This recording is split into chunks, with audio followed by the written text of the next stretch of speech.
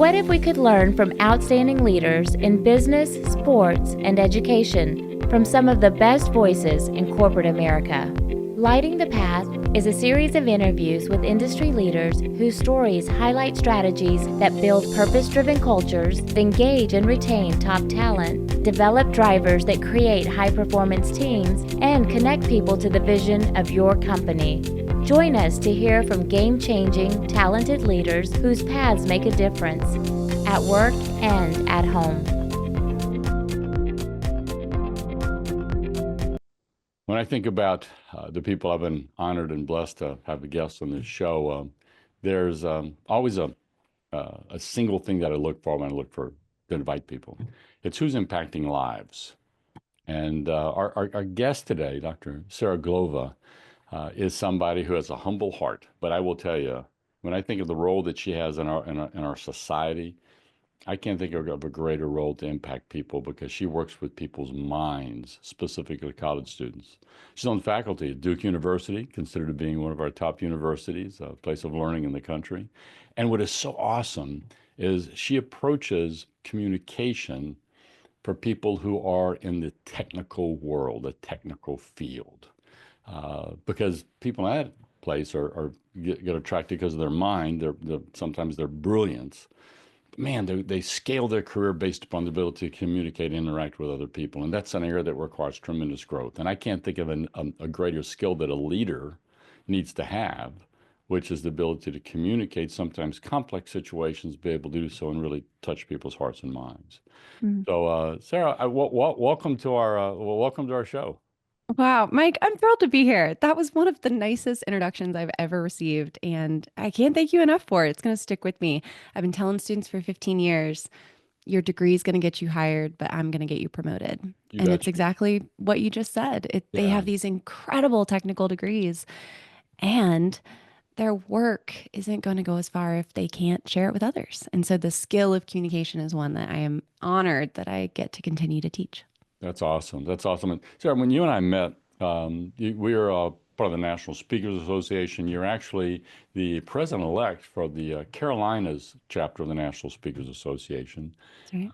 and which is known as in the country one of the top chapters in the entire United States, based upon the well-heeled individuals that are part of your community. And because of the people that you run with in the within NSA, as well as the work you've done and you claim yourself as not as much of a professor, but as a researcher. I'm sorry, you know, you're a doctor. You've spent time yourself, studying, preparing, training yourself all the way up to a PhD level. But more than that, is you have the opportunity to actually work with companies on a global basis and kind of look in the window to see what leaders in those spaces, how they excel and what roadblocks that they run into. That's right. Tell us a little bit about through that walk you've had. What's one of the things that jumps front of mind for you, where you've seen people really be able to excel in their career, have impact, and do things that sort of separates them from what I call just the average? Oh, I love this question.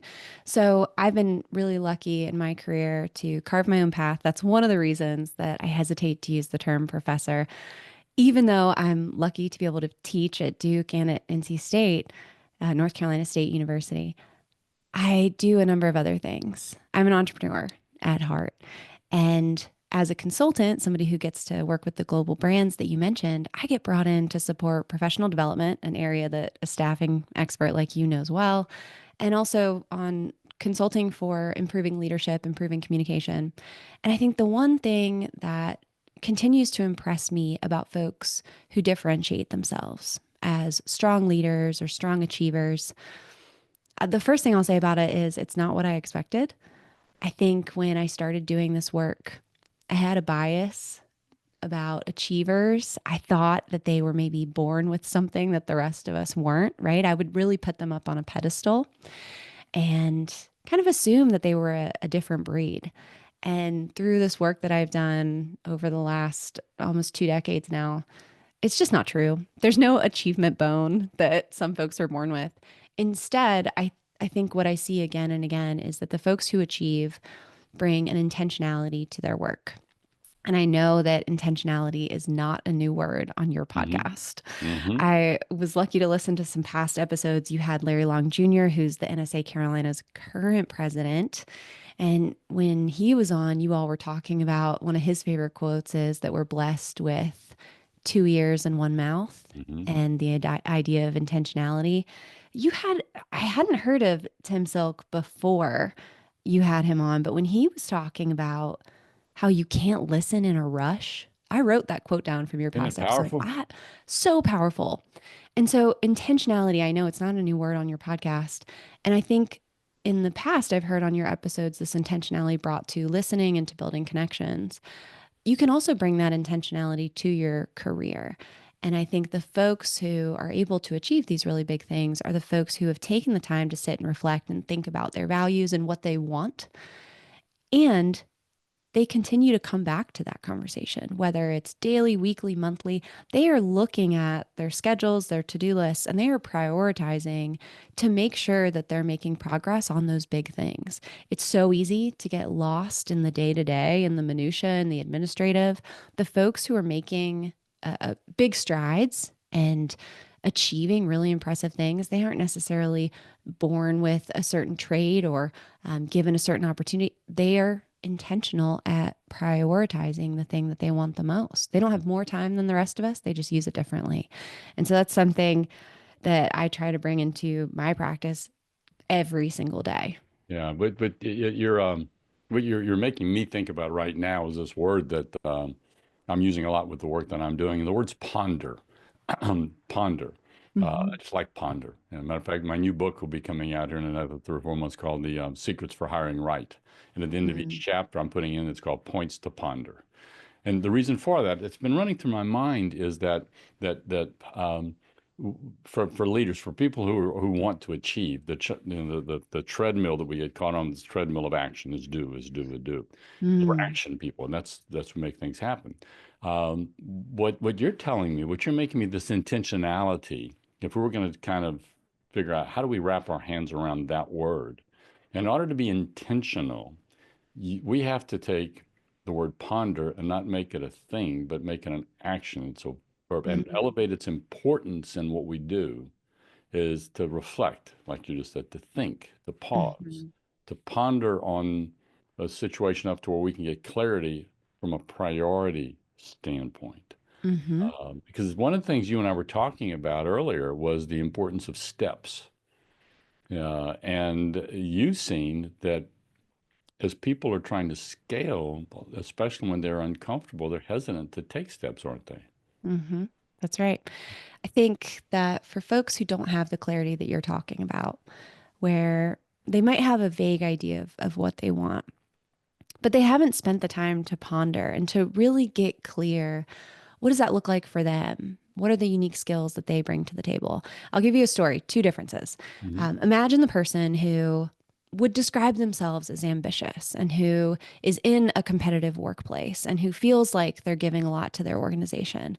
They're reading articles about what these, top CEOs do every day before 5 a.m. You can find them in the self-help section of the bookstore and they're highlighting the books. But you sit down with them and you have a conversation and you say, where do you see yourself in 5 years? And it's vague. They mention people that they look up to, or they talk about positions or salaries that they might want to have.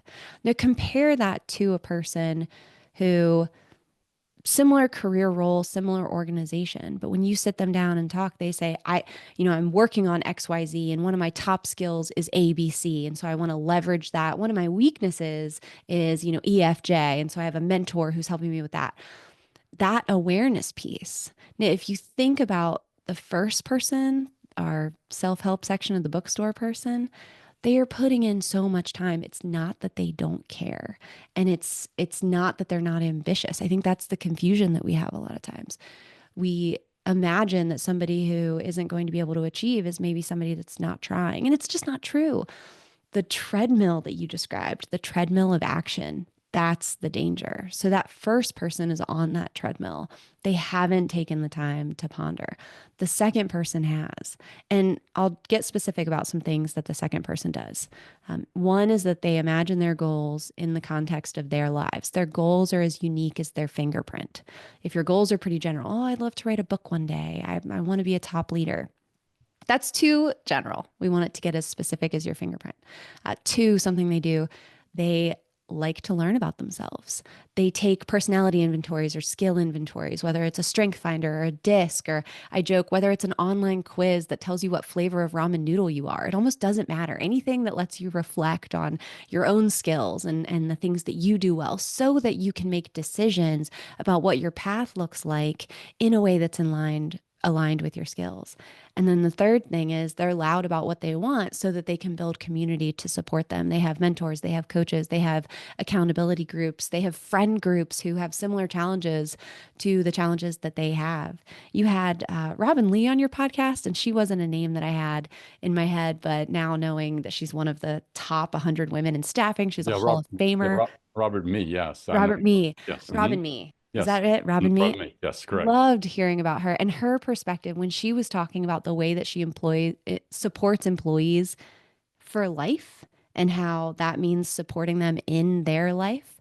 It sounds like she gives her employees the opportunity to share what's going on with them, the challenges that they're having, and that's so crucial when you're building community. The achievers that I know do a good job of finding people who aren't just in favor of their goals, but who understand the challenges that they have and are willing to support them in that. And I just heard that reflected in Rob and me's discussion. So uh, those are some specific things, some specific actions. Yeah.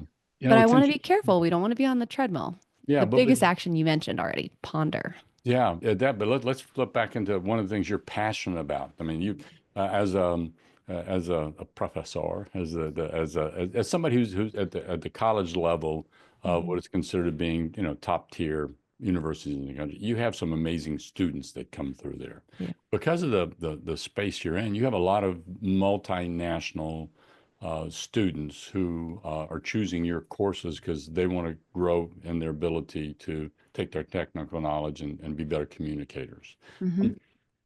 What popped into my mind was, and I'm planning on talking about how do we help people, not just students, but leaders, people in the world, be able to communicate, be able to express themselves better. But I'm going to go down a different road because what just hit me was that we get so caught up with what do we say, and the Mm. first level of communication is not what we say, it's what we hear. Mhm. And so, is there something that you've worked with the corporations, these global corporations, these leaders, all the way down to the students? How do they sharpen their ability to be present and listen better? It's a great question. And I think one of the most undervalued skills in today's workplace, this active listening. And this is another topic that many of the folks that you've had on your podcast have already mentioned. The way that we try to rush through it, the way that we're so busy. And so if you and I are talking and you're telling me something, my brain wants to make it a very efficient conversation. So I begin to fill in the gaps. I tell myself that I know the ending of your story. I might even finish it for you. Oh, yeah, yeah, yeah. So you probably had da da da da. And instead of listening, I'm preparing my response to Mhm. you. And so one of the techniques that I go over with my students is active listening. And it's so interesting, especially when I teach this at the graduate student level. So for some of my MBA students or my students who are getting a master's of engineering management, I think they're going into it thinking they know how. I think when you tell students at that advanced level, we're going to practice listening, they're kind of, really? No, I'm sorry, what'd you say? We're going to practice listening. Yeah. And then we do an exercise where I pair them with someone. This is so fun. I pair them with someone and I say, all right, here's the steps for active listening. First of all, tune in. No notes, no distractions, really lean in. Give them verbal and nonverbal cues. So nodding your head, eye contact. Interesting. Try to mirror. So if you see that their story is taking a sadder tone, then you might kind of. So try to mirror. Then, and this is the challenge for them, summarize. So before Mhm. you say anything, oh, that's something like that's happened to me. I'm going to say, okay, wow, Mike, thanks for sharing. So it sounds like on that trip that you just told me about, you were really surprised by, XYZ that. So summarize and then ask a question. And so don't add any of your own input. The question can't be, well, have you thought about, a question, a clarifying question. Mm-hmm. Every time we do this exercise, two things happen. One is kind of obvious. They tell me how surprised they are that it was harder to summarize than they thought. Their brain was racing. They're surprised that they weren't able to focus as much and they want to keep practicing it. But two, they talk about what it's like to be the speaker. Because, see, I put them in pairs and I have them each take a turn at speaking and listening. And they tell me that when they are doing this exercise, as the speaker, the person who's being actively listened to, they say, that was the best storytelling experience of my whole life. I told the best story. I was funny. They were laughing. Being listened to that intently made me such a better speaker. And it blows their minds. And I point out to them, how powerful is it going to be when their leaders and their direct reports feel them listening that way? How much more empowered will their direct reports be sharing in meetings, speaking up in presentations? Imagine how that felt for you as a student and imagine gifting that to others. And then imagine the opposite, how it feels. Imagine being in a performance review for someone with someone who isn't giving you that attention. How does that affect your ability to sound confident? Think about the power you hold there. So it's one of my favorite exercises. Yeah, what you're describing, Sarah, is what I wrote down here was value. Is that Mm, if you look at the engagement, there's a lot of statistics. Being a data person, you're aware of these, right? Sherm and Gallup got together and looked at the engagement survey they do every year, and it's about the same. It's it runs. As a matter of fact, it dropped again. It's down to, I think last thing I saw was first quarter this year was down to 30% of the population that workforce mhm. feels engaged, which means that 70% are in some sense of disengagement. The number one trait of engagement is, do I feel valued? Yeah. That's true at work and equal, if not more so, at home, right? Hmm. Because if my spouse feels that I value her, I call it Tommy time. If I give my wife Tommy time, and it's not just Uh-huh. sitting next to her watching TV, which is how we spend our evening, we love that. But it's Hmm. like, do we interact? Does she feel valued? Do I choose to spend time with her versus, well, I got an idea, I'm gonna run back upstairs and do something. Yeah. Um, but the greatest way for us to be able to have our team feel a sense of value is, do they feel heard? Not Yes. necessarily agreed with, Right. right? What's the difference in the two? Right.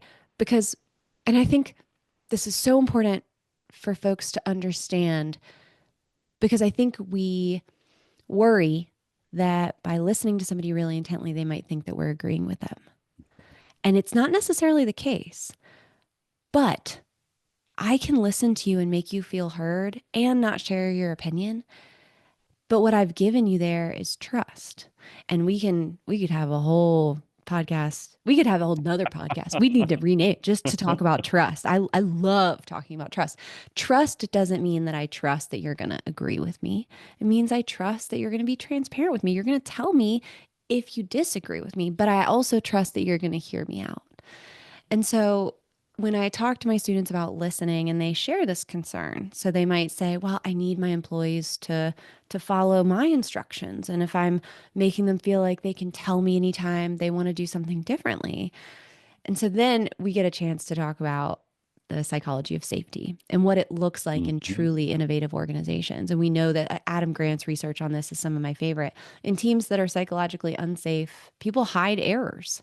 They might report fewer errors, but it's because people are hiding them. They don't want to be seen as the person bringing the bug forward. In psychologically safe teams, you might actually think that there are more errors because people are more comfortable bringing them up. And so you can see how that leads to innovation because if I'm comfortable in a team raising my hand, I know you're going to listen to me. Doesn't necessarily mean you'll agree with me, but I know I can bring something up. We're going to be able to innovate faster because the known issues are being discussed. It's one of those things that my students tell me this all the time. They think it's a small thing. And I hear this at the end of the semester. We talked so much about listening, and I thought, I know how to listen. This isn't going to help me, but gosh, it impacts everything. And I'm like, I Yeah. know, right? It really does. I was in a session for myself because I do a lot of executive coaching and consulting. And God, it's been ringing through my head for the last about 5 or 6 weeks since I heard this as a coach or consultant. If I'm thinking while you're speaking, Mm-hmm. I am not present. If I'm thinking while you're Yeah. speaking, I'm not present. And man, ever since then, I found myself in meetings and sessions like you, or this conversation. Mm-hmm. I've forced myself. I'm going, what am I going to ask Sarah next? And well, hang on a second, Mike. What's she saying? This is really good. Hang in there with it. Just stay on this subject. Mm-hmm. And that's such an important aspect of being present, Mm-hmm. right? And being able to focus in so that that person feels heard and understood. I'm really bummed about something. I thought that I came up with this whole thing about that trust is safety, right? But apparently some other people doing some research more learned than I am, and they came up with it too. But like Patrick Lencioni works on one of my Mm-hmm. favorite modules that I'm certified in, the 5 behaviors of a cohesive team. And the Mm-hmm. basic foundation is trust, but it's not trust. It's vulnerability-based trust, Mm-hmm. which is where safety comes into place. Can I create an That's right. environment where people feel safe being vulnerable? I got to lead that myself, right? I got to go in that Mm-hmm. direction. When you look at these, there's two aspects I'd love to get your comments on. One is you work with some huge, big global brands, Mm-hmm. and are blessed to kind of serve that particular community. Mm-hmm. Um, what do you, one of my favorite things I talk about is sinkholes. This, Mm. what's a sinkhole? When you look at some of the things, because they've got large armies of people that they have to harness around to say, here's our mission, here's our goal, here's what we're trying to do, here's our business plan. Mm-hmm. What's a sinkhole that you found that leaders kind of wrestle with in that type of environment? That's a great question. I think one of the ones I'm really focused on right now is it relates to the idea of transparency that we're talking about and the idea of clarity that we talked about at the very beginning. We were talking about clarity and the importance of it for achievement. So if I have a goal, am I really clear? Is that goal as clear to me as my fingerprint? Clarity is, I think, one of the biggest challenges that leaders are going to continue to have as we grow in this decade. Thanks to AI and other advancements, there's more content than ever, and things are moving really quickly. And also, there's this big push from the research community, from folks like us. We're screaming to leaders, hey, you need to pay attention to your people. You need to keep them engaged. You need to listen. And so, the mistake I see a lot of leaders making is they don't provide a clear path forward. They're trying to be seen as really collaborative. And so they're collecting all this feedback and they're being really wishy-washy. Well, we'll see. I really value input A and I'm also hearing input B, so I'll try to get you an answer. That is such a challenge for me. If I'm reporting to you and you can't give me a clear answer on what our priorities are, I'm going to really struggle to understand how to operate. You could be the nicest leader that ever leadered. You could be somebody that I enjoy working with, but if you don't give me a clear path, how am I to make daily decisions about what to prioritize, about where I fit within the organization's goals? And so I work with leaders when I get a chance to work with a global brand, I'm usually coming from the outside. And so I can ask questions because I have that viewpoint. I haven't been in the conversations for months and months, years and years. And I can ask these questions to try and get clarity. I find that there are other leaders in that organization who'll come to me after and they'll say, I love that question you've asked. I've been wondering about that. But I didn't feel comfortable asking. But because I'm the outsider, I can ask. And so, something I encourage leaders to do is not be afraid to try and get clarity and not be afraid to give clarity. Yes, we want to be listening to our team members. Yes, people support a world they help create, and we want to invite them in. And also, you're in a leadership role. And part of your role is making sure that that North Star is clear, making sure people feel like they have a compass so that they can navigate. You're not going to be there with them every day, like GPS, turn by turn. You got to trust your people. And to do that, you got to give them that compass and make sure that North Star is clear. So that big sinkhole of missing clarity in a time of more information, rapid change, I think that it's one of the major problems with almost every organization that I work with. Yeah, I can see that, especially because if you look at the amount of, you said, the data that's our fingertips, uh, Mm-hmm. it's not just that we're being inundated by it. Um, it's the fact that you have so many tools and resources and information that literally I don't have to go out to look for things. It's coming at me all day long. All day. And so I've got to process it.